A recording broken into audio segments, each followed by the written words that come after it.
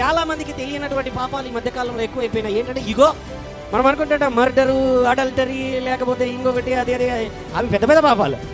చిన్న చిన్న పాపాలు ఉంటున్నాయి అన్నమాట. అహము, గర్వము, ఇగో. హల్లెలూయా. క్షమాపణ లేని గుణం. ఏంటివి ఇవి? దేవుడు నీ యొక్క ప్రయాణములో, నీ యొక్క జీవితంలో నీలో ఆ మార్పులన్నీ తీసుకొని రావడానికి పెట్టాడు. వాటన్నింటికి అందుకనే దేవుడు అంటున్నాడు, తగ్గించుకుని వాడే. హల్లెలూయా. అడుగుతున్నారు శిష్యులందరూ కూడా, యేసయ్యా ఎవరు పరలోక రాజ్యంలో గొప్పడు, ఎవరు పరలోక రాజ్యం? రేపు పొద్దున్న ఆయన్ని సిలువేస్తారంటే ఈ రోజు రాత్రికి కూడా ఇదే మ్యాటరే. ఇదే ఎవరు గొప్పవాడు? మాలో ఎవడు గొప్పవాడు? బా, వీళ్ళతో తట్టుకోలేకపోతున్నానని యేసయ్య ఏం చేశాడు తెలుసా? ఆయన ఒక టవాల్ తీసుకొని ఆయన చుట్టుకొని పోయి వాళ్ళ పాదాలు గడవడం ప్రారంభించాడు. ఎవడు గొప్పోడు అని అంటే పాదాలు గడిగేవాడు గొప్పోడు. ఎవడు గొప్పోడు అని అంటే సేవ చేసేవాడు గొప్పోడు. పరలోకంలో ఇదే జరుగుతుందాడ. ఆడ జరిగేది ఇదే. ఎవడైతే సేవ చేస్తాడో, ఎవడైతే తగ్గించుకుంటాడో వానికే కిరీటము.